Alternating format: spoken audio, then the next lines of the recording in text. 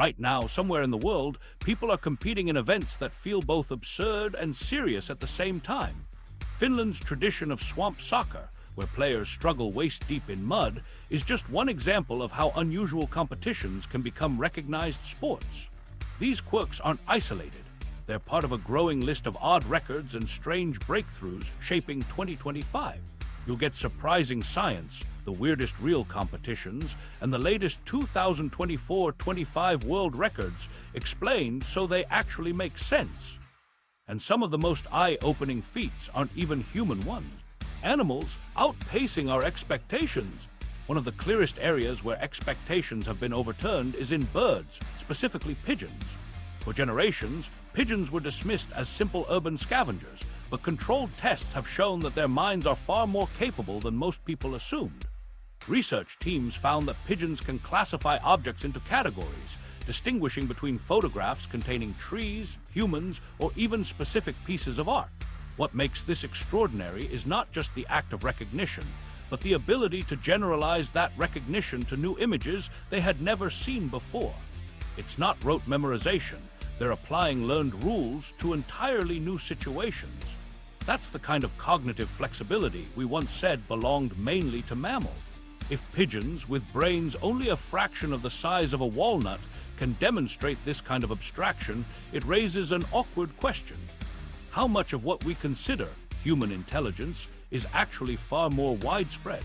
Down in the oceans, octopuses add another surprise. Their nervous systems are unusual. Much of their processing power runs through their arms as if each limb has a semi-independent mind. That alone makes their behaviors fascinating, but recent studies highlight something even stranger. The suckers on their tentacles can taste microbes directly, a form of chemoreception so refined that the animals sense potential food or hazard simply by touching surfaces. At the same time, footage of octopus mothers has shown a degree of care once thought improbable in invertebrates. Some females meticulously blow jets of water across their eggs to clear away debris and keep oxygen circulating during the many months of brooding, ensuring the highest chance of survival. These aren't just unconscious reflexes, they're complex, targeted actions with purpose. If creatures often described as alien can raise their offspring with such delicacy or detect the world with biochemical precision, how different are the building blocks of our own intelligence, really? Then there are social behaviors emerging among marine mammals. Killer whales, long recognized as smart hunters, have been caught on drone footage engaging in something more subtle than predation, swapping strands of bull kelp and rolling them between their bodies as they swim. Far from play alone, researchers believe this counts as tool use, with the kelp acting as a natural brush to scrape away parasites and dead skin. Orcas not only cooperate in hunting, they may now also cooperate in grooming, turning floating vegetation into shared instruments of health. When observed across entire pods, the action starts to look like a form of social bonding, reinforced by tools, an ability we have mostly reserved for primates. If whales in the open ocean are capable of modifying their environment to aid each other, we're forced to rethink whether the divide between tool-using humans and the rest of the animal kingdom is anything more than a fading illusion. These three portraits, pigeons sorting categories, octopuses refining both senses and parenting, and orcas grooming each other with natural tools, all strip back assumptions about exclusivity. It used to be convenient to say that foresight, advanced senses, and social technology set us apart. But case by case, the evidence shows otherwise. If these behaviors keep surfacing across birds, invertebrates, and marine mammals, how much longer can we talk about intelligence as if it is scaled against a human yardstick? A century ago, primates wielding sticks for simple tasks revolutionized science. Today, it seems every few years another species forces us to recalibrate, whether by proving they can plan, nurture, or build identities through shared routines. When technology, high-speed imaging, underwater drones, fine-scale lab studies lets us watch more closely, the discoveries line up with remarkable consistency. Intelligence doesn't cluster in one lineage or one body type. It emerges where conditions demand it. The implication is straightforward. There is no single ladder leading up to us, but many branching routes to sophisticated behavior. Each discovery narrows the space we once thought human minds alone could occupy. And if animals we overlooked can reframe intelligence so easily, the same principle likely applies to the boundaries of human capacity itself. Next, human bodies and records that stretch what we thought physically possible. Human body records we never expected. Human records always seem to divide into two categories: the ones that showcase raw endurance and strength, and the ones that highlight strange, almost forgotten capabilities of the body. In 2025, Guinness World Records collected thousands of submissions and sifted out a handful that demonstrate just how far people are willing to go to test their limits. These entries weren't just about setting numbers higher, they revealed the diversity of human adaptation, from pushing bones and muscles to last longer than anyone thought possible, to showcasing odd physical traits most of us didn't know were trainable. Each record told a new story of possibility. One of the most headline-grabbing feats came from William Gudge, who ran across Australia from Perth to Sydney in just 35 days. That meant averaging more than 2 marathons every single day, a sustained load of over 2,600 miles in little more than a month. What makes this remarkable isn't just the physical toll. It is also the mental resilience required to continue waking up each morning knowing that the schedule demanded another 50 to 60 miles. Modern sports medicine often emphasizes recovery, sleep, and nutrition as key variables. In Gudge's attempt, all three had to be optimized to survive the grind. Like other ultra-endurance athletes, he broke the task into manageable blocks, pacing his effort while closely tracking hydration and calorie intake. The overall effect was not just another extreme run, but a window into how far structured adaptation, when linked to a clear purpose, in this case, charity fundraising, can transform impossible distances into completed journeys.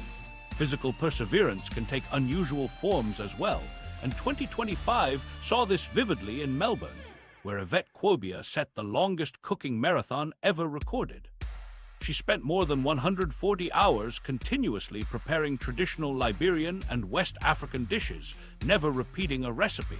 Cooking for nearly 6 days without pause sounds like a novelty at first glance, but it reflects the same physiological equations we see in sports: controlled energy output, measured rest, some degree of strategic movement, and remarkable mental stamina. While a marathon runner maintains a steady pace over hours, Quobia rotated through recipes, chopping, stirring, frying, and managing temperatures under continual time pressure. Fatigue hit, but like endurance athletes, she leaned on rhythm and preparation to stabilize herself across the ordeal. It was less about the mechanics of cooking and more about proving that when framed differently, culinary work becomes its own form of marathon. Some world records leaned closer to the bizarre edge of human potential. In California's redwood forests, Layla No One secured the record for the longest suspension by hair, dangling for over 25 minutes. While circus artists have showcased this tradition for centuries, few believed it could be pushed to such durations in a modern context. The human scalp, connective tissue, and follicles aren't designed to hold full body weight for extended periods, yet through careful training and conditioning, she strengthened not only her hair but the supportive musculature around the head and neck. It became a hybrid of art and science, equal parts acrobatic tradition and anatomical experiment. To spectators, it was purely awe-inspiring, but for physiologists, the achievement demonstrated plasticity in tissues that are usually ignored when thinking about load-bearing ability. Equally striking were tandem records that combined endurance with social messages. Dr. Mira Velankar and Dr. Manisha Wagmer cycled more than 4,000 kilometers across India, from Kibithu to Kochwar. Covering 7 states, their journey was not only a test of sustained muscular power, but also a campaign promoting women's empowerment and environmental awareness. Tandem cycling brings unique demands. Coordination has to be perfect, communication constant, and fatigue staggered rather than simultaneous to prevent collapse. Each day meant recalibrating effort to stay balanced, physically on the bike and mentally aligned with each other. Standing alone, it was a superb athletic record. Framed with their advocacy, it demonstrated how endurance can become a medium for social storytelling. Guinness also highlighted feats of biology that cross into the surreal, like Williams Martin Sanchez Lopez of Uruguay, who set the record for the farthest eyeball protrusion at 19 millimeters. Known as eyeball popping, The ability is rare and usually avoided for safety reasons, but Lopez trained to control the muscles and pressure around the eye sockets to achieve the record under medical supervision. On one hand, it may appear more spectacle than science. On the other, it reminds us that the human body hides flexibilities and capacities largely unexplored in everyday life. Put in the same book as marathon runs and cycling tour, it reframes our understanding of what physical can mean. Lighter records cut across endurance and novelty with a spirit of awareness. Chris Green completed his 113th marathon wearing a heavy rhino costume, becoming the record holder for most marathons run in an animal outfit. The effort combined an athletic challenge, marathons while weighted and overheated inside a suit with an educational purpose, drawing attention to endangered rhinoceroses. He might have slowed his times and run less comfortably, but the persistence across more than 100 races under the same conditions reinforced both stamina and determination. It echoed the broader lesson repeated across all endurance records. People do not just chase numbers, they often tie their attempts to a narrative, whether advocacy, tradition, or sheer curiosity. Not every record was about individuals. Communities also showed they could stretch human limits in social cooperation. A small French town gathered over 3,000 people dressed as Smurfs, breaking the mark for the largest gathering of Smurf lookalikes. At one level, it was whimsical. At another, it required significant collective planning, rallying participants, and sustaining enthusiasm for an eccentric goal. The accomplishment functioned like endurance, stretched across an entire town rather than a single body, highlighting how group commitment can carry the same qualities of focus and persistence as individual feats. Taken together, these records remind us of a crucial training principle echoed across sports science. Adaptation is gradual and requires consistency. Whether it is a runner breaking down thousands of miles into manageable sets, a cook extending time at the stove in increments, or a cyclist carving days into long but controlled sessions, the structure remains the same. Each athlete or participant built tolerance step by step, guided by discipline and patience. The physiology adjusts, muscles recover faster, tissues strengthen, breathing calms, and what once felt like a ceiling becomes survivable. This principle may not inspire everyone to seek a Guinness plaque, but it underlines that limits are rarely absolute. They represent the point before training has reshaped the body and mind into something more capable.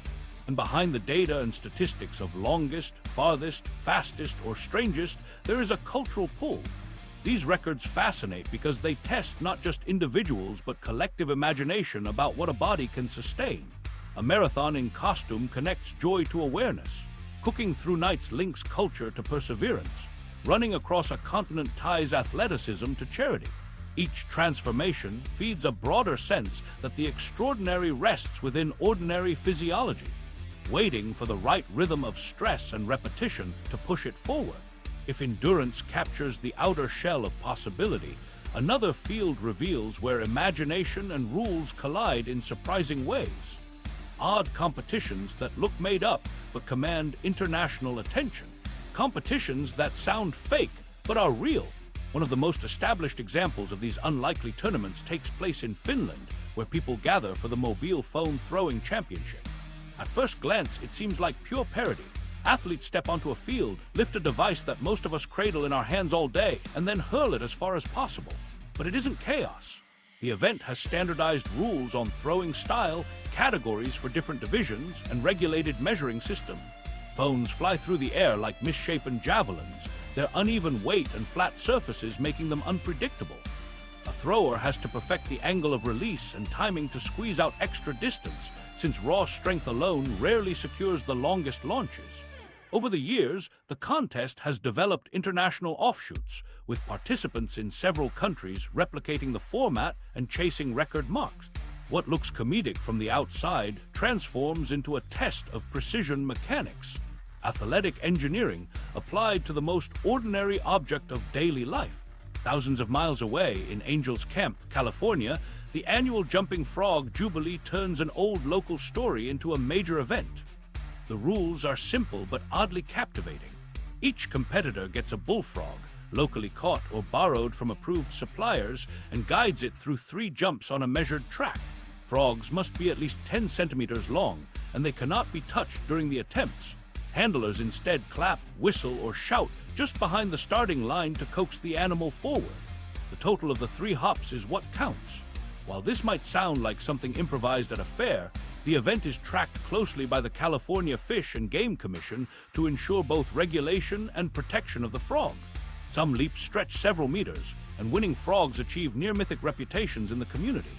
What makes this contest gripping is the partnership. Unlike most sports, the outcome depends on both the animal's unpredictable effort and the handler's strategy for motivation without interference. Watching handlers encourage reluctant frogs or celebrate unexpected bursts of distance creates a balance of skill and chance that keeps the audience invested year after year. In England, another contest rejects both fairness and safety while still pulling crowds in the thousands. The Cooper's Hill cheese rolling and wake continues as one of the most notorious sports worldwide. A round of cheese is released down a nearly 45-degree slope, and dozens of racers sprint after it. Calling it a race is optimistic. Within seconds, bodies somersault, arms flail, and most participants collide with turf or each other long before reaching the finish. Injuries are frequent, ranging from sprains and broken bones to concussions. Yet, despite the obvious risks, the event returns each year. For locals around Gloucestershire, cheese rolling represents continuity with traditions dating back more than 100 years. The winner earns not just the cheese itself, but also local recognition that far outweighs the prize. Spectators travel from around the world for a glimpse of reckless bodies chasing a spinning dairy wheel, but for communities nearby, it is a ritual of identity. Why people continue to cherish events that cause so much injury is a question that follows the event everywhere it's mentioned, and it threads directly into the larger cultural consideration of risk that shapes so many traditions. Placed together, these competitions embody a rhythm, simple rules, strange materials, and absolute commitment from their participants. In Finland, the balance of timing and power turns a phone into a projectile worth calibrating. In California, an unpredictable frog becomes a professional competitor with fans and strategies surrounding it. In Gloucestershire, a cheese wheel transforms a hill into a proving ground for speed and recklessness. Structured rules verify outcomes, local governments recognize winners, and people dedicate time and preparation to something most would dismiss as whimsy. It is the seriousness beneath the absurdity that makes them compelling. Looking beyond the spectacle, you find the same elements as traditional sports: measured performance, careful training, dedicated followings, and even safety officials monitoring the contest. The appeal rests in the novelty. Regular athletic competitions already have global institutions and televised coverage, but alternative events survive because they introduce unusual twists. They press familiar tools, whether a phone, a frog, or a wheel of cheese, into environments that transform the ordinary into something nearly unrecognizable. Spectators respond as much to the oddity as to the skill. Someone catching sight of a headline about frog jumping distances may laugh, before realizing the competition has persisted for decades under official oversight. A casual visitor to Cooper's Hill might think the crowd is there for comedy, but the wrecked ankles and determined sprints reveal how genuinely invested the racers are. This blend of eccentricity and seriousness is what gives these contests staying power, and why participants return regardless of the risks or the ridicule. There is also a larger cultural role in preserving and repeating these events. Mobile phone throwing emerged only in the year 2000, but is already ingrained enough to have its own international network of competitors. Cheese rolling, in contrast, represents a link to the early 19th century and refuses to soften its dangers for modern sensibilities. The Frog Jumping Festival occupies a middle ground, with roots in Mark Twain's 19th century story about a celebrated Calaveras County frog influencing the culture around Angel's Camp. Each event builds community around acts that initially seemed whimsical. Over time, those acts gain formal recognition and support, until what outsiders dismiss as novelty becomes a cornerstone of local identity. Audiences tune in, flood social media feeds, and often arrive in person not simply for entertainment, but because the events offer something standard sports cannot: a model of creativity where competition thrives outside of practicality. Success in these arenas does not always rest on universal measures of strength or speed. Instead, the challenge lies in adapting to unconventional conditions, handling the awkward weight of a cell phone, guiding an amphibian along a stage, or throwing one's own body recklessly downhill. Winning requires inventiveness as much as athleticism, and that quality defines why these contests become more engaging the longer they persist. By the time records are celebrated and champions crowned in these strange sports, the absurdity has evolved into legitimacy. Media coverage recognizes winners, officials record results, and newcomers join to test themselves against standards that began as jokes. It shows that human imagination, once given structure, pushes us into arenas where competition matters less for its practicality and more for its proof of possibility.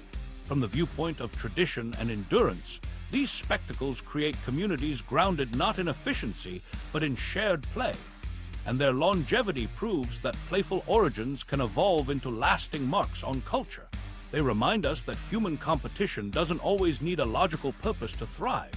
Sometimes the strangeness of the rules or the obvious impracticality is the entire draw. And yet, beneath the unusual objects and the unconventional goals, participants demonstrate discipline, technique, and passion indistinguishable from mainstream athletes. That mixture of playful design and structured discipline is precisely what sustains these odd contests. Just as competitions can make daily objects strange, nature has its own ways of producing spectacles that challenge our sense of what is ordinary. What researchers have captured in the past year shows the planet creating patterns and behaviors so unexpected they read more like science fiction than science. Nature going full science fiction.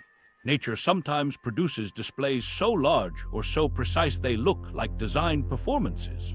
These aren't exaggerations or metaphors. They are verifiable events unfolding in real habitats right now.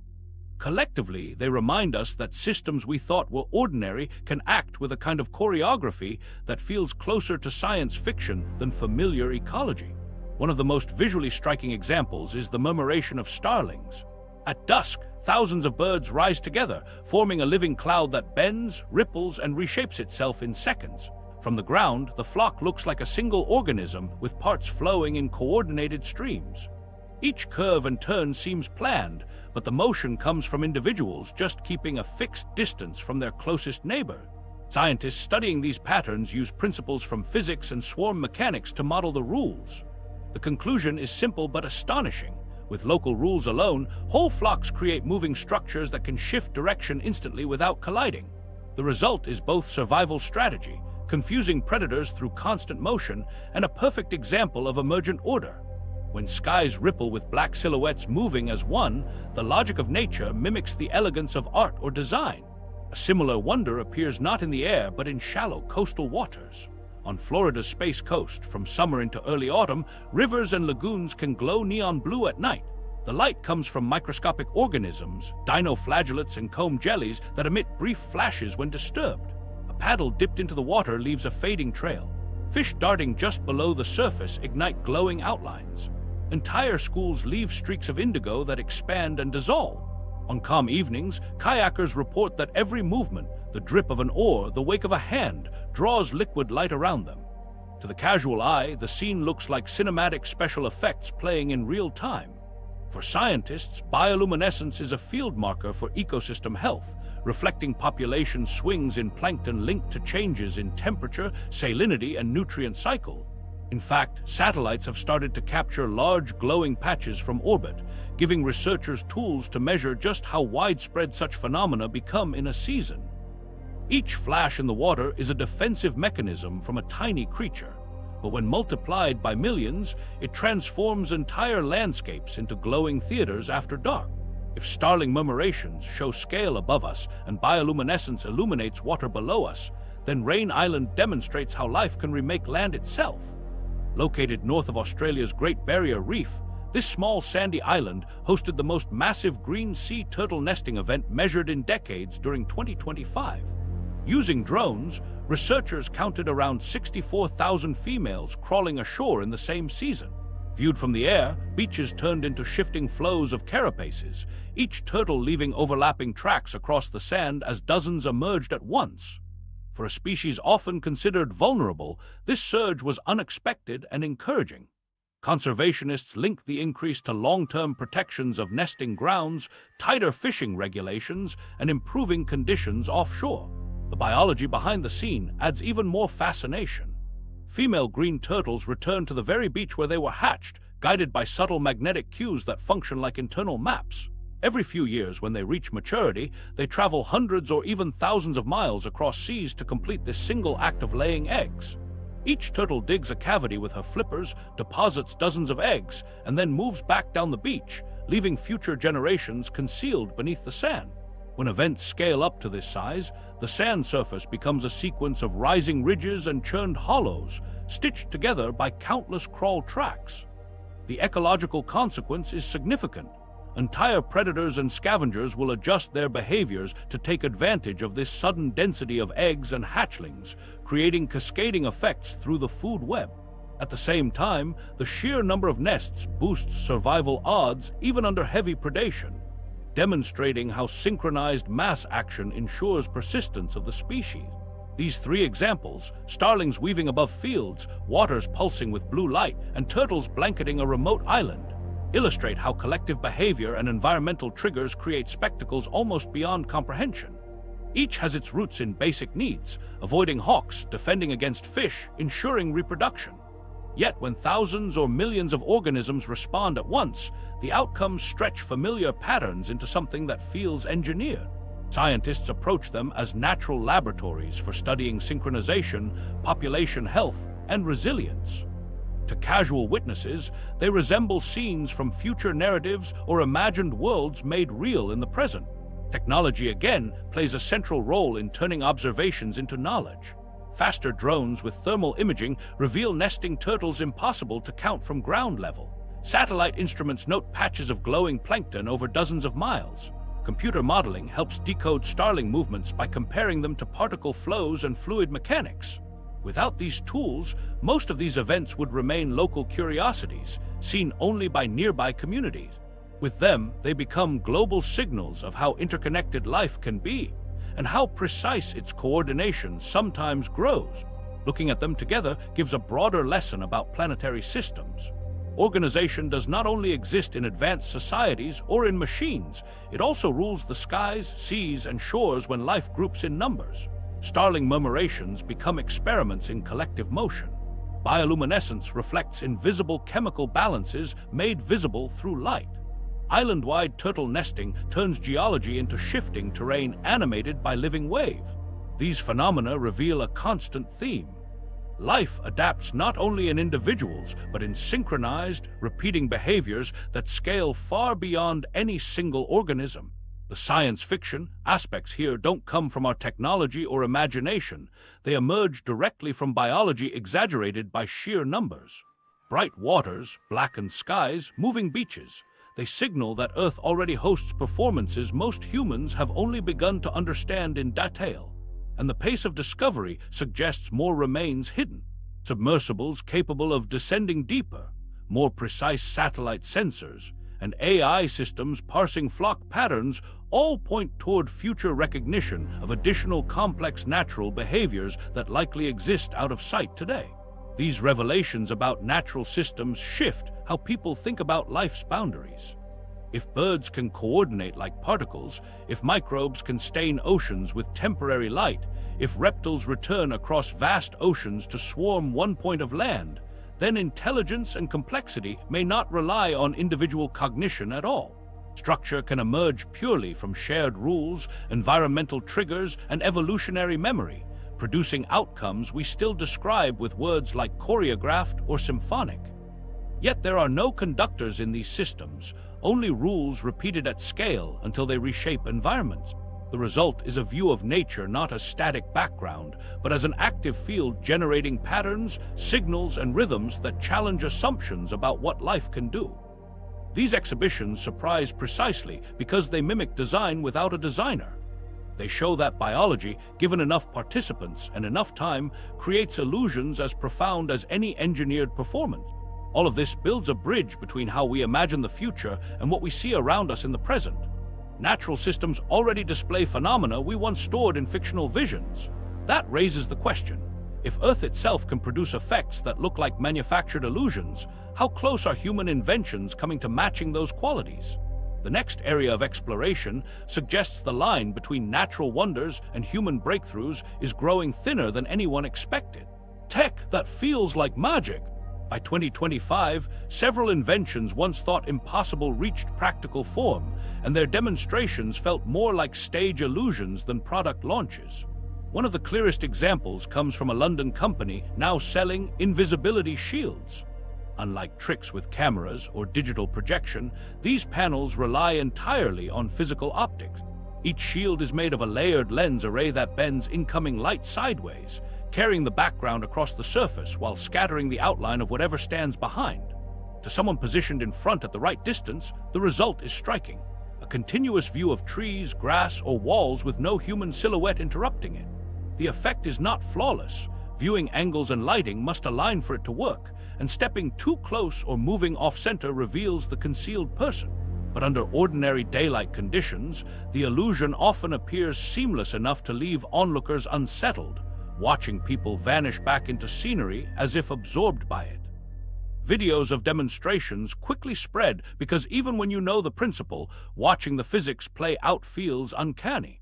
While shields attract interest for entertainment, marketing, and art installations, their development stems from a serious investigation into light control.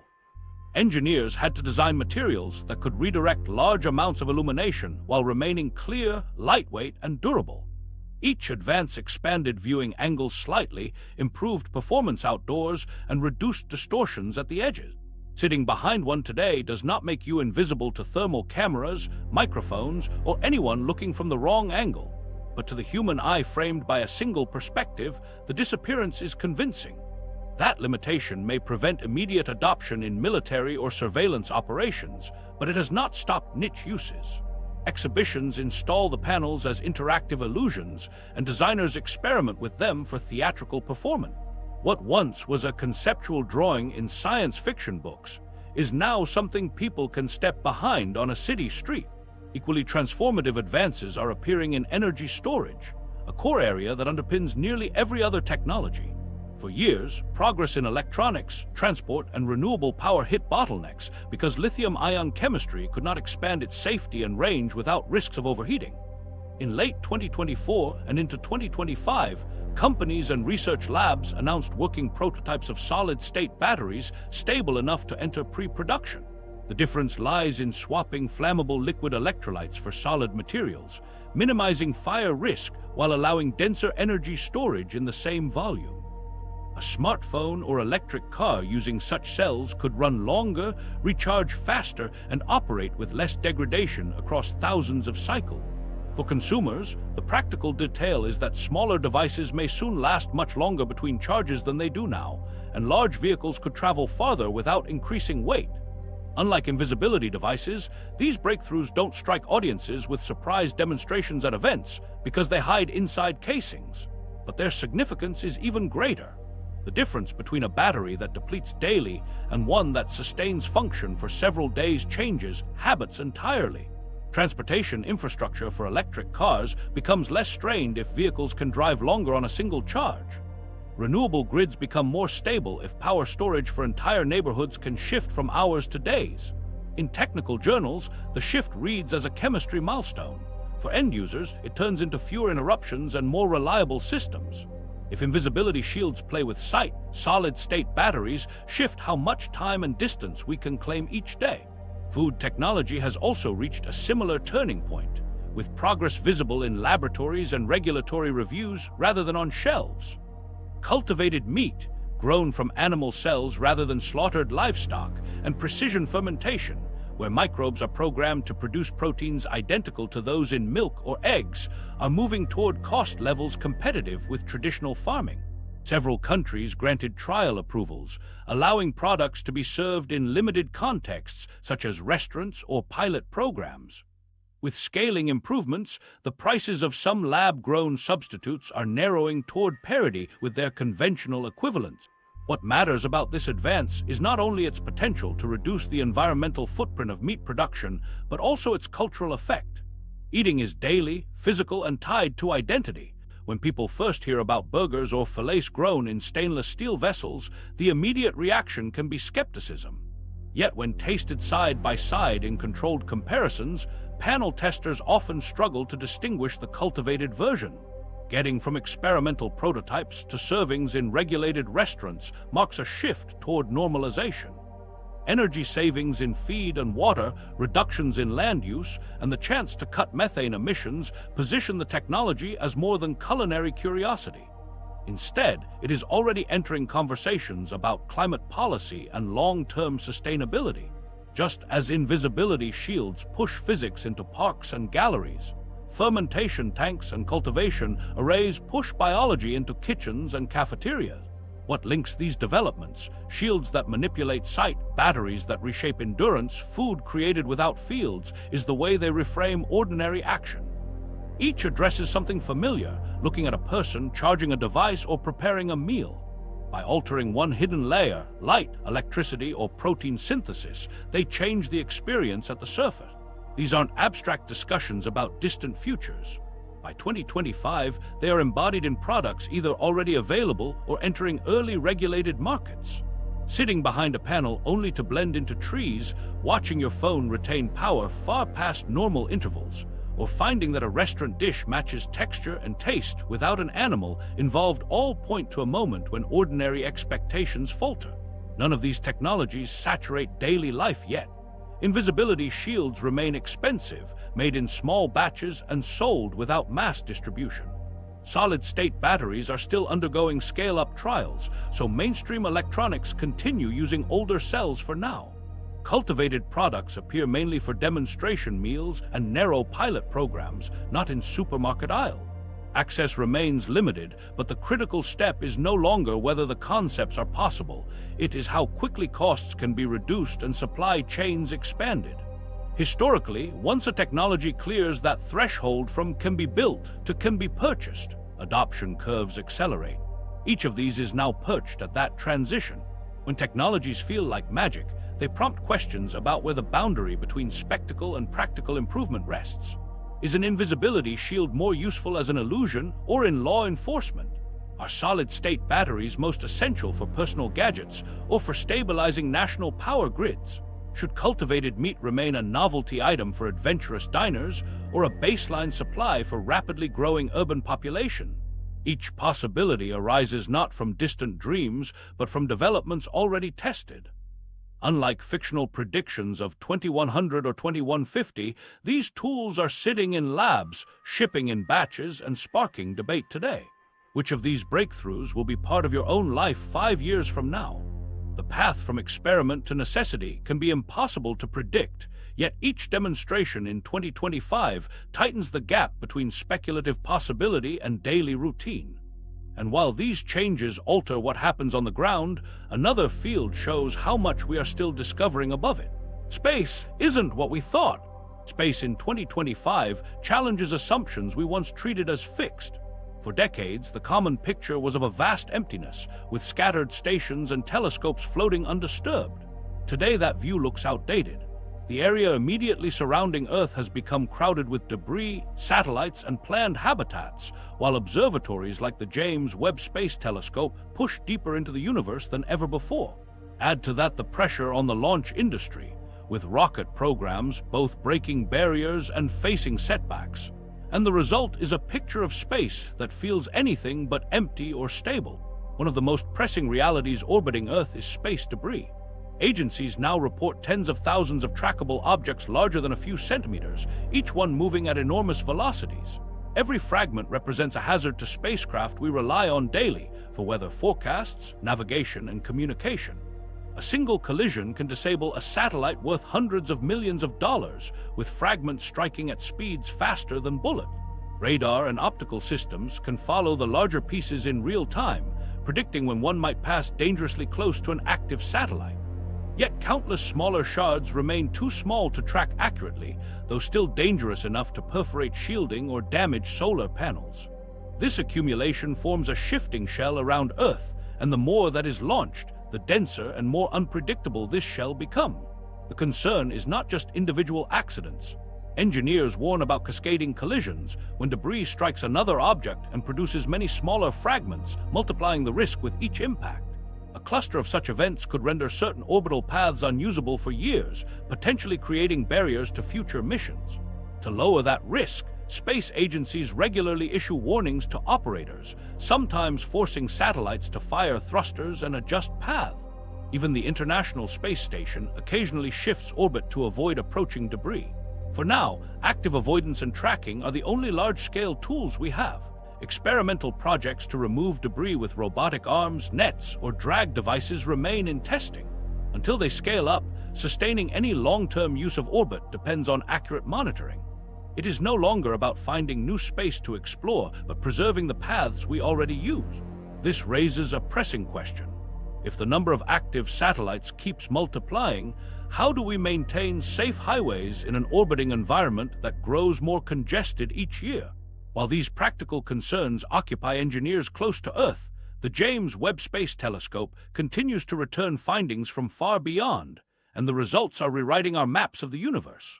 In 2025, Webb directly imaged a low-mass planet known as TWA 7b, one of the smallest exoplanets ever observed using direct imaging methods.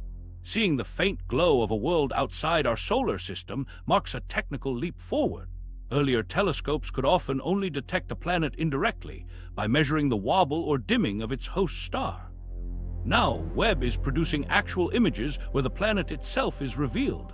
Each detection adds data about its orbit, brightness, and potential composition, sharpening our understanding of how planetary systems evolve outside our own. Alongside this, Webb, working with other observatories, registered the presence of oxygen in a galaxy catalogued as JADS GSZ140, thought to be one of the earliest and most distant galaxies ever studied. Determining oxygen signatures at such extreme distances gives researchers a glimpse at chemical conditions less than 500 million years after the Big Bang. Oxygen is a key element in building stars, planets, and eventually life-supporting environments. Detecting its presence so early challenges theories of when heavy elements formed and spread across the cosmos. If oxygen was present in usable amounts nearly at the dawn of galaxies, then the timeline for cosmic complexity might be shorter than scientists projected. The question grows sharper. How widespread are the raw conditions for life, and how early in the universe's history did they begin taking form? The Webb telescope's ability to parse faint, ancient light provides answers while also raising new puzzles. Seeing oxygen in such distant galaxies forces astronomers to rework models of stellar formation. Imaging small exoplanets highlights that the range of planetary environments is even more varied than expected. Both discoveries widen the scope of what might be common in the universe. Life still remains unconfirmed, but the building blocks, planets stable enough to observe, and galaxies enriched with elements like oxygen, are proving easier to find as Webb gathers more data. The more detail we capture, the more pressing another question becomes. Is our planet unusual, or is it simply one example among many in a universe primed for complexity? Yet even as telescopes expand our horizons, the rockets sending people and machines upward continue to face turbulence closer to home. SpaceX's Starship program, pitched as the workhorse for future Moon and Mars missions, faced setbacks in 2025. Test launches ended with explosions, damage, and questions about how quickly the vehicle could advance into operational phases. Each failure is part of development, but the pressure of public timelines makes these explosions visible points of concern. Starship is envisioned as central to carrying explorers and cargo into deeper space more cheaply and at far greater scale than existing rockets. It promises payloads large enough to assemble bases on the Moon or support long-duration missions outward. But with each setback, the timeline for when those capabilities arrive remains uncertain. If debris poses a problem above Earth and telescopes reveal new horizons beyond, Starship represents the bridge in between. And at the moment, that bridge is under construction with uncertain progress. These setbacks have consequences. National agencies and private companies rely on future heavy-lift vehicles to pursue their plans. Without reliable Starship flights, expansion into large-scale missions could slow. Some turn to alternative rockets while waiting, others reconsider schedules, but the larger trend remains clear. Ambitions are accelerating, even if the pace of hardware success does not always align. That tension between what is envisioned and what is physically proven punctuates the entire picture of space in 2025. Gather the details together, and space takes on an unexpected character. Debris crowds essential pathways, requiring constant vigilance. Telescopes capable of tracing the faintest signals uncover evidence of planets and galaxies with features once thought unreachable. Launch systems promising expansion often stumble before delivering. Each element creates a portrait of an environment filled with risk, evidence, and unfinished projects.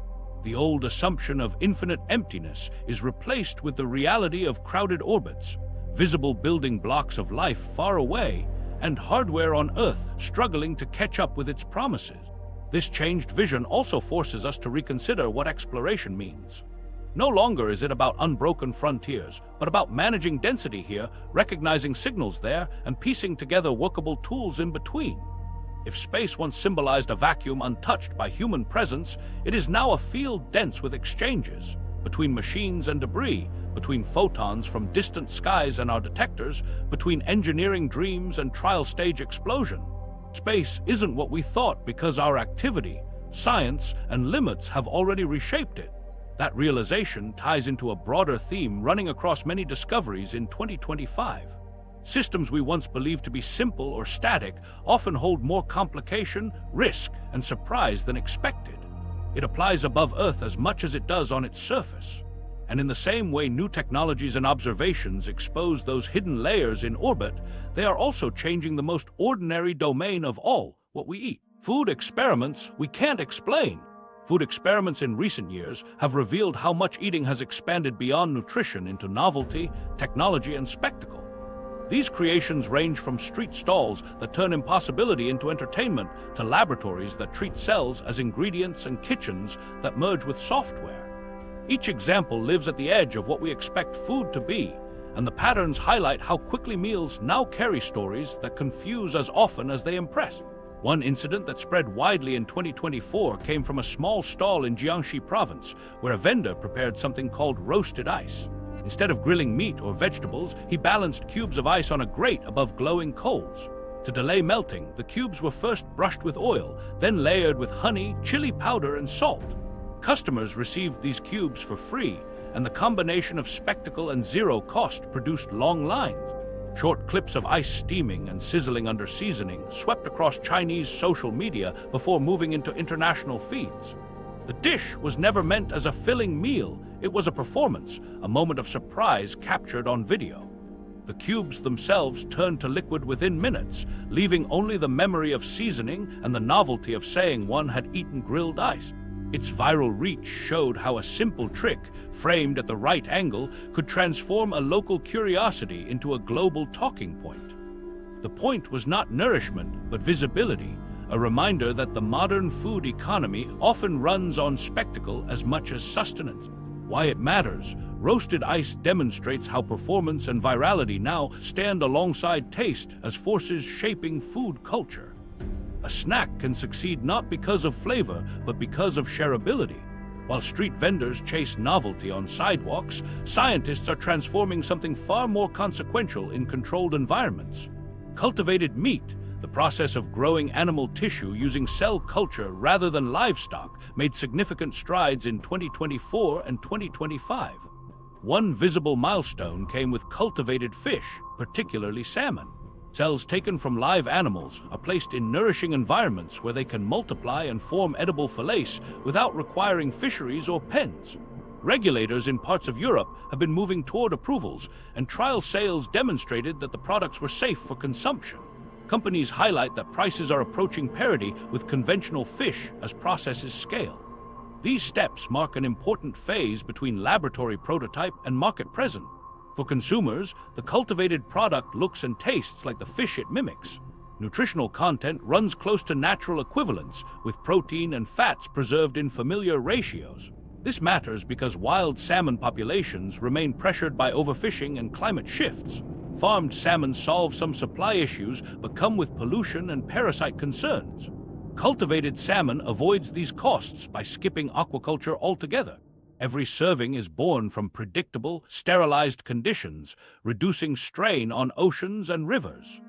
Though still a small part of the market, each instance of retail approval shows regulators moving from cautious observation to structured adoption.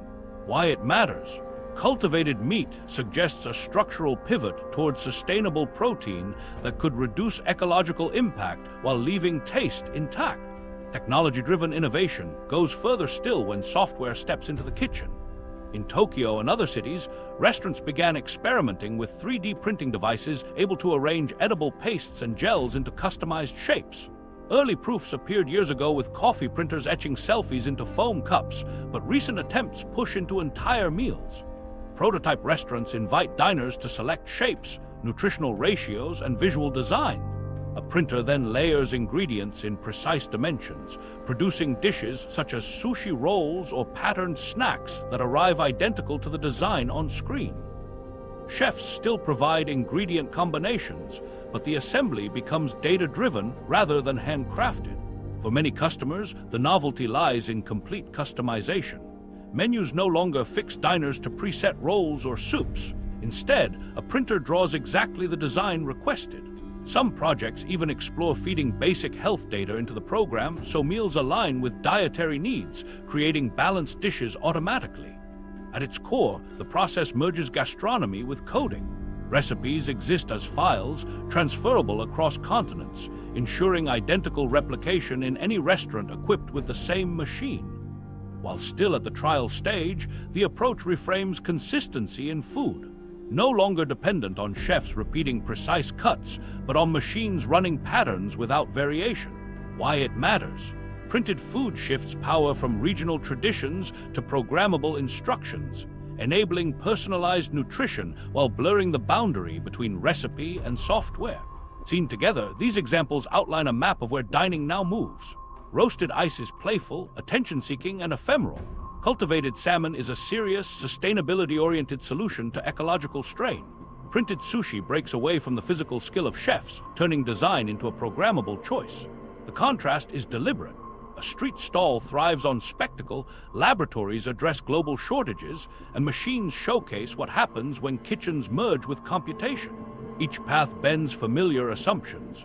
That ice must melt before serving, that fish must swim before harvest, that sushi must be rolled by hand. Instead, food in the 21st century seems increasingly defined by how it resists those assumptions. This redefinition of eating carries consequences. On the cultural side, traditions once rooted in place now face competition from files that replicate taste globally. Handcraft may shift from being a market standard to a valued rarity. On the ecological side, replacing conventional stocks with lab-grown fish could ease pressure on fragile ecosystems while altering the economies of fishing towns. And on the social side, viral creations that value visibility over flavor may influence consumer expectations, with some meals designed more to be watched than eaten. Each experiment therefore exceeds the plate, pointing toward questions about identity, community, and the meaning of nutrition itself. The uncertainty is part of their draw. Do phenomena like roasted ice count as food at all, or simply as staged curiosity?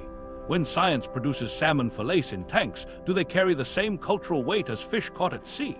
If printers generate meals indistinguishable from handmade sushi, do centuries-old crafts lose their position? Such debates show that the landscape of dining cannot be judged by calories or taste alone. Food becomes a field where performance, technology, and sustainability intersect, and no single measure captures its shifting role. The larger theme is that food today is no longer confined to hunger or tradition. It functions simultaneously as entertainment, solution, and experiment. Watching ice hiss over fire, purchasing fillets with no direct link to wildlife, or selecting designs for machine-dispensed rolls each illustrates the same pattern. The act of eating now carries an added layer of cultural message. Sometimes that message is playful, sometimes ecological, sometimes transformational. Either way, consumption and commentary arrive together. And just as today's experiments unsettle assumptions about meals, other discoveries remind us that our past can also resist easy explanations. What we thought we knew about history and its most iconic artifacts is still evolving, and recent research has shown that the story is hardly finished. When history still surprises us, history often resists neat explanations, and even monuments or artifacts that seem familiar can still surprise when examined with new tools. The discoveries of 2024 and 2025 showed that some of the biggest questions about early societies, their technology, and even the biodiversity they lived among are still being answered today. These findings don't just fill in small details. They redefine what people in earlier periods were capable of understanding or creating. Consider Stonehenge, a monument studied for centuries yet still yielding unexpected information. Its towering sarsen stones, each weighing up to 20 tons, once had an uncertain origin. The blue stones were long understood to have come from quarries in Wales, but the source of the larger sarsens remained debated.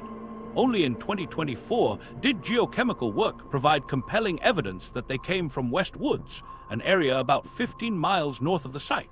This discovery matters because it resolves a question lingering for decades and shifts how we think about the Neolithic communities who raised the stone. Knowing that the builders sourced sarsens locally does not make the task small. The massive blocks still had to travel across uneven land without wheels, heavy machinery, or draft animals in the way we imagine today. Researchers propose that timber sledges or wooden rollers bore much of the burden, with teams of people coordinating their movement over weeks at a time. Such a project would have required organization on a community-wide scale, people supplying food, cutting timber, and scheduling work parties as carefully as any modern engineering crew. The completion of Stonehenge now looks less like brute force and more like collective planning. It reveals that these Neolithic groups had the foresight, technical knowledge, and social structure to manage projects as deliberate as any later civilization. Instead of being regarded as relics of primitive labor, the West Woods evidence allows us to see them as orchestrators of a project that balanced geology, logistics, and architecture. Where Stonehenge demonstrates monumental planning, the Antikythera mechanism reveals astonishing precision on a much smaller scale. This artifact, fished out of a shipwreck more than a century ago, has fascinated researchers for generations. It resembles a corroded block of bronze, but its internal gearwork resembles nothing less than an ancient machine, often described as the first analog computer. Scholars had known in broad terms that it modeled solar and lunar cycles, but many functions remained unclear because of missing or heavily encrusted parts. In 2025, a new digital reconstruction finally allowed researchers to simulate almost the entire mechanism. Through 3D scanning, computational filling of missing gears, and digital animation, the project revealed the device's astonishing capability. Its dials could predict eclipses, mark planetary paths, and even model long-term celestial cycles with a sophistication unseen anywhere else in the ancient world. The gears were cut with a precision comparable to watchmaking, designed to mesh seamlessly in bronze. What this means, plainly, is that artisans in the 2nd century BCE were already capable of building mechanical devices that operated at a complexity level often attributed not to antiquity, but to Europe's Renaissance. The payoff is straightforward but profound. This device rewrites assumptions about ancient mechanical sophistication. The Antikythera mechanism was not a curiosity or experiment. It was a functional calculator of the heavens, carried aboard a ship and probably used by scholars or navigators as a practical tool. Its existence challenges the timeline we often assume, that systematic gear-based machinery emerged only in the late medieval or early modern era. Instead, at least some ancient Greek workshops had mastered the knowledge required to compress astronomical cycles into turning wheels and readable dials. Whether this tradition was unique or part of a broader but lost lineage remains unanswered, but the reconstruction forces us to rethink the technological capacity of the classical world. It was not only theoretical geometry that occupied them. They encoded that knowledge into durable machines that worked. Not all historical surprises arrive through machinery or monuments. Some come from rediscovering the living world and recognizing that biodiversity itself carries long-forgotten stories. In Chile, one of the most unusual amphibians, the Darwin's frog, has been the subject of decades of conservation concern. The species is famous because males carry fertilized eggs in their vocal sacs, sheltering them until froglets emerge fully developed, a system of parental care almost unmatched in nature. Populations of Darwin's frogs collapsed in the late 20th century, leading many to fear local extinctions. But in 2024 and 2025, renewed field expeditions documented small populations surviving in unexpected habitats, their existence confirmed by photographs and genetic sampling. Each sighting rekindled hope that careful habitat protection could rescue a species thought on the edge of disappearing. Why does a rediscovery like this fit alongside Stonehenge or the Antikythera? Because it reorients what we assume about continuity. Just as monuments show that human ingenuity in the past can exceed our assumptions, living species show that evolutionary outcomes can persist against the odds, continuing traditions millions of years older than our own. Darwin's frog is less a novelty than a reminder. The ecological past remains unfinished, and natural history still adds chapters we thought long closed. Knowing that a lineage with such unusual reproductive behavior still holds on in remote forests challenges the idea that human impact has defined nature in final terms. Like the precision gears of the Antikythera, the resilience of the frog illustrates unexpected depth in systems we thought we understood. Placed together, these three findings, Stonehenge's sarsens traced to West Woods, the Antikythera mechanism digitally rebuilt, and the rediscovery of Darwin's frog populations, make a consistent point. Past societies and ecosystems cannot be reduced to caricatures of simplicity or fragility. Instead, they display levels of planning, craftsmanship, and persistence that often equal or exceed what we expect based on limited evidence. Geochemical signatures show Neolithic engineers knew more about sourcing and structure than credited. Bronze gear trains prove that ancient Greek technology was capable of feats we thought impossible until thousands of years later. Fieldwork in South America reveals that not all species erased by modern pressures are gone. Their endurance forces us to confront the resiliency of hidden habitat.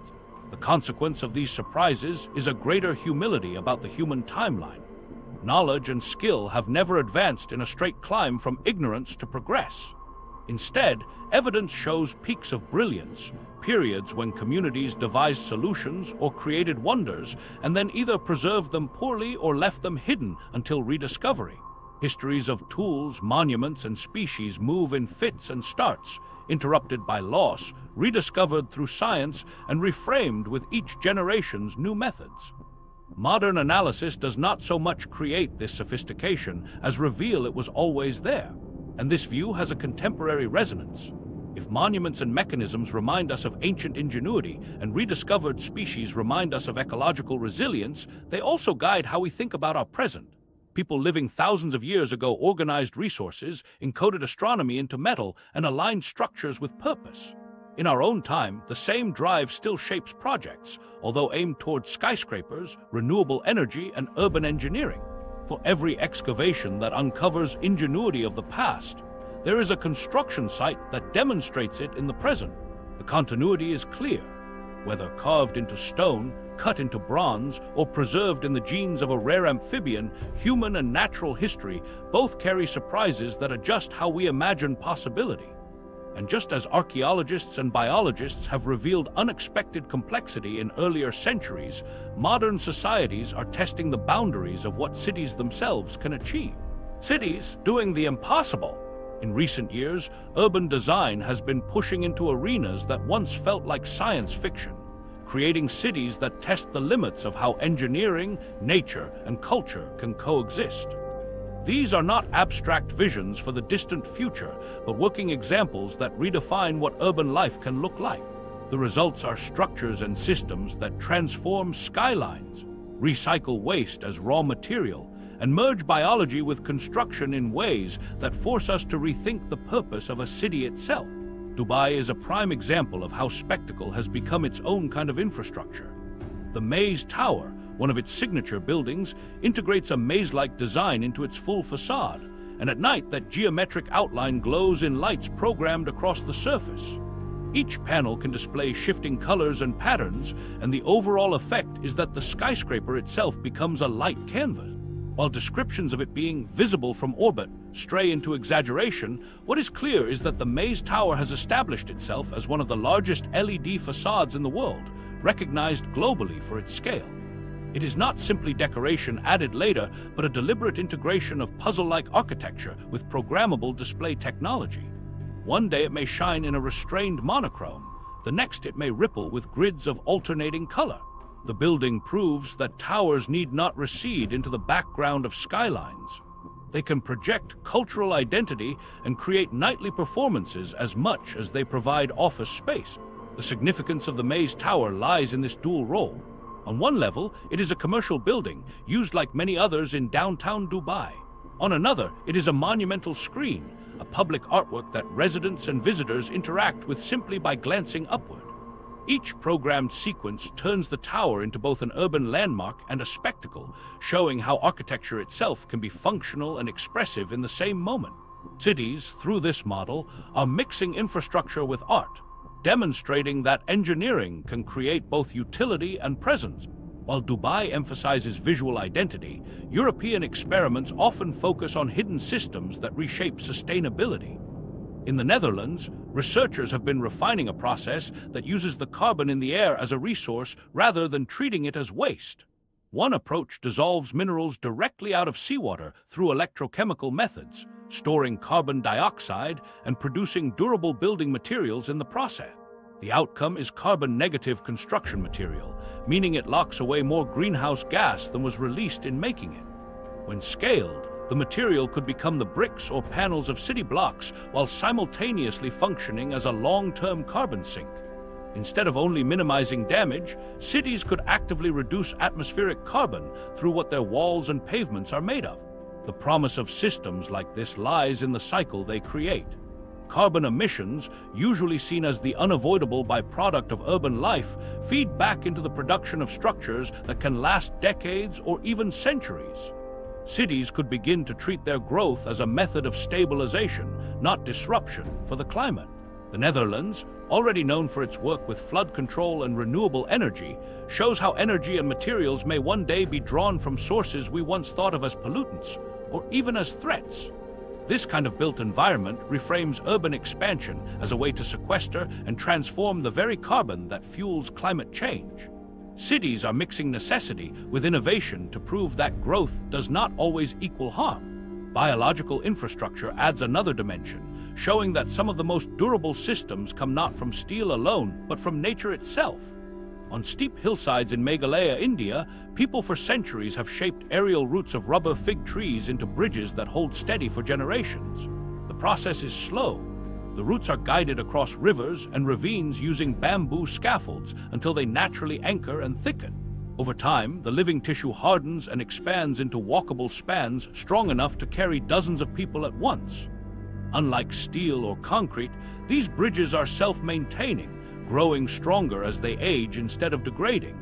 In modern times, they stand as a cultural heritage, but they also serve as inspiration for architects seeking to create infrastructure that renews itself. These living root bridges remind us that sometimes the impossible is not about futuristic materials, but about patience and knowledge of living systems. A steel bridge requires repairs and can eventually corrode beyond use. A root bridge with continued guidance and basic maintenance remains alive and adaptive for centuries. Modern cities may not copy the exact technique, but the lesson is clear. Biology provides pathways to resilience that human engineering often struggles to replicate. A city that embraces living systems within its design may gain infrastructure capable of adapting alongside changing environments, rather than collapsing under them. Each of these projects makes a distinct statement. Dubai shows that buildings can shed the role of static structures and become programmable communication platforms, interacting with their city through spectacle. The Netherlands demonstrates that materials themselves can transform the narrative of waste and pollution, turning emission management into an active structural element of cities. Meghalaya's bridges prove that biology and infrastructure can merge, making endurance a function of life rather than mechanical upkeep. Taken together, they suggest that the impossible in urban design no longer resides in merely building taller towers or laying wider roads, but in layering purpose, combining art, environment, and biology into systems that challenge what we expect streets, walls, and spans to do. The larger point is that cities are not just scaling up older solutions, but rethinking the very definitions of construction and function. Towers can communicate as much as they shelter, materials can clean as much as they support, and roots can reinforce as much as they connect. It is not that engineering has stopped solving problems. It is that engineers are starting to ask whether the solutions themselves can embody cultural meaning, ecological benefit, and even living collaboration. Daily life unfolds differently when streets pulse with visual puzzles, when buildings sequester the gases that once endangered them, and when walkways strengthen by growing rather than eroding. Cities are mixing spectacle, sustainability, and biology to reimagine what an urban system can do. These examples point toward an urban future that resists old limits, yet they also expose a truth. The boldest projects depend not only on technology or engineering, but on the behaviors of the people who live among them. And if recent findings are any guide, those behaviors are shifting in directions as unexpected as the cities themselves. Human behavior gets stranger. Human behavior in 2025 has revealed patterns that feel both familiar and deeply unfamiliar, showing habits that either extend older instincts through new tools or pursue strange risks amplified by modern platforms. Psychologists and technology observers note a marked increase in the time people devote to conversational AI, particularly among younger users. These interactions are no longer confined to basic questions about tasks or scheduling. Many sessions revolve around companionship, casual talk, and emotional sharing. For some, AI now holds a place that once belonged only to friends, family, or journal entries. The change raises the question not just of how often people speak with machines, but how much meaning they assign to those exchanges. The attraction is rooted in predictability. AI companions are programmed to avoid harsh judgment, to respond consistently, and in many cases, to simulate empathy through tone and phrasing. That reliability makes them feel dependable. Users describe the experience as less stressful than interacting with humans, who might argue unexpectedly or withhold reassurance. For individuals isolated socially, AI chat can fill a genuine void by providing encouragement and feedback. But when someone already struggles with anxiety or withdrawal, substituting real human contact with artificial conversation may deepen the divide. Researchers point out that the effect depends heavily on context and personality. The very same system can reduce loneliness for one person while reinforcing avoidance for another. These patterns matter because the time investment shifts AI interactions from novelty to core routine. Many users report checking in with AI repeatedly through the day, before school, during meals in the evening, folding dialogue with software directly into the rhythm of daily life. Technology companies expand on that role by introducing AI marketed as wellness coaches, as organizational tools, or even as companions for romance and intimacy. The framing makes chatbots feel not like an accessory, but a permanent fixture for self-maintenance. Evidence suggests, however, that relying on an algorithm to smooth out all disagreements or awkwardness can leave users less practiced at managing friction in human relationships. A machine will not interrupt, a machine will not challenge values, and a machine will not present unexpected demands of empathy. While that is comforting, it risks pruning essential social muscle. This is why many experts now emphasize responsible design and the importance of transparency. The issue is not just technology's presence, but its reach into how people learn to relate. Alongside the quiet growth of AI companionship, another trend emerged on the opposite end of the spectrum. Risky behavior turned into entertainment through social media. Challenges urging participants to stay awake for extreme lengths of time spread across platforms such as TikTok. Clips showed individuals documenting each passing hour, competing for attention by pushing their bodies further into exhaustion. What seemed at first like a dramatic performance stoked deep concern among medical professionals worldwide. Doctors warned that prolonged wakefulness is not simply uncomfortable, but actively dangerous. Reaction times plummet, memory falters, and mood swings spiral into aggression or confusion. In more severe cases, people experience temporary psychosis. To underline the risks, researchers often reference one of the most famous experiments in recorded sleep science.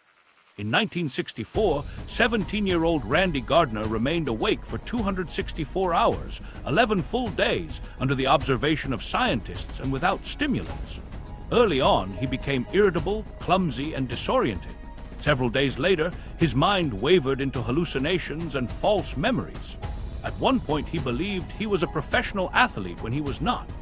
His body and cognition showed profound stress responses, and although he later recovered, the trial left a historical warning that sleep loss at such scale is closer to poisoning the brain than performing a stunt. Linking that data to modern viral challenges reinforces the hazard. Teenagers repeating Gardner's feat on camera may frame it as humor or endurance, but the damage is no less real.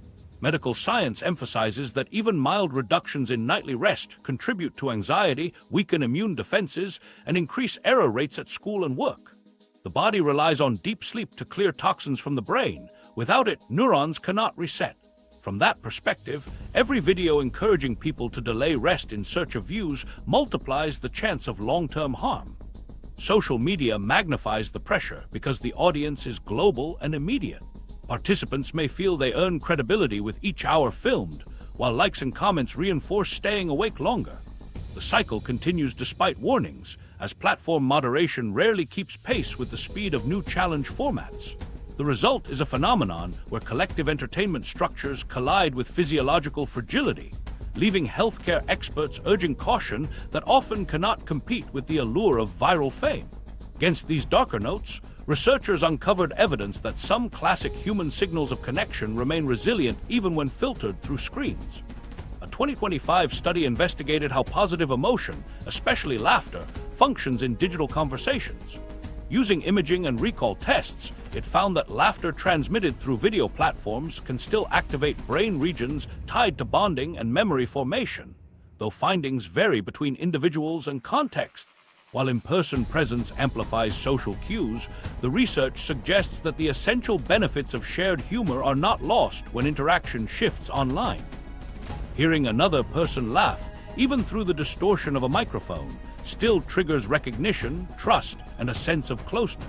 This resilience matters because it highlights that people adapt quickly to new mediums without abandoning fundamental wiring.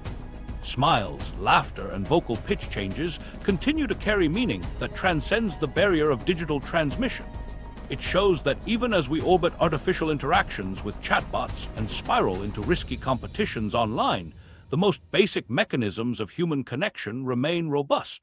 Joy expressed physically still sparks identical recognition virtually, helping preserve relationships when distance would otherwise dilute them. The research is ongoing, but early results indicate that human sociability is not fragile. Even when built into circuits and signals, the brain continues to treat shared laughter as a marker of safety and trust. Placed together, these insights create a puzzle. On one side, AI companionship expands in duration and intimacy, offering safe but perhaps limiting outlets for emotional need. On another, unsafe viral experiments persuade individuals to stage personal harm for distant audiences. Yet set between them sits persistence. A signal thousands of years old, laughter, survives digital mediation with surprising strength. Each strand reflects the same underlying drive to bind experience together with others, even if the definition of others now includes both machines and strangers on a platform. The paradox is not that the behaviors are random, but that connection takes stranger forms than prior generations expected. The pattern suggests continuity with variation. People will engage with whatever tools are near to secure validation, ease, or shared joy. When those tools are software tuned for compassion, bonding leans toward artificial routines. When those tools are global networks rewarding spectacle, bonding twists toward risk. When those tools are simple microphones and cameras, bonding persists much as it always has. Each pathway reflects the instincts of a species wired to belong. Yet the outcomes stretch from comforting to hazardous within a single digital landscape. This is where observation of behavior in 2025 feels startling, not because people are abandoning their nature, but because they constantly reshape it with the interfaces placed in front of them. The quiet shift in conversational partners, the dangerous pursuit of views, the resilient recognition of laughter all map onto one theme, that human choices align with tools, not abstraction. It is less about rejecting humanity and more about reconfiguring it into new habits with uneven consequences. So as we weigh AI dialogues, viral extremes, and digital joy, a question remains for you directly. Did you trade a real chat for an AI today? Comment, we want to know. Because in tracking how habits form and shift, every individual story fits into the wider picture of where human behavior may head next. And the picture already shows that what we once thought impossible or outlandish is very much present in the choices people make each day. Even at this level, the insight carries wider meaning. The unpredictability of habits, records, and discoveries reminds us that understanding remains incomplete, even in the most measured year. What all of this shows is how wide the range of discovery still is. In the same year, we have animals showing unexpected intelligence, Guinness records that stretch the limits of endurance and imagination, and technologies, from Webb's imagery to solid-state batteries, that alter how we understand possibility. New records and discoveries emerge across labs, festivals, and fieldwork, often faster than people expect. The thread running through it is curiosity. Staying curious keeps these stories more than passing trivia. They become entertainment, knowledge, and conversation shared with others. Like if the coolest fact surprised you, and comment the one item you want explained next.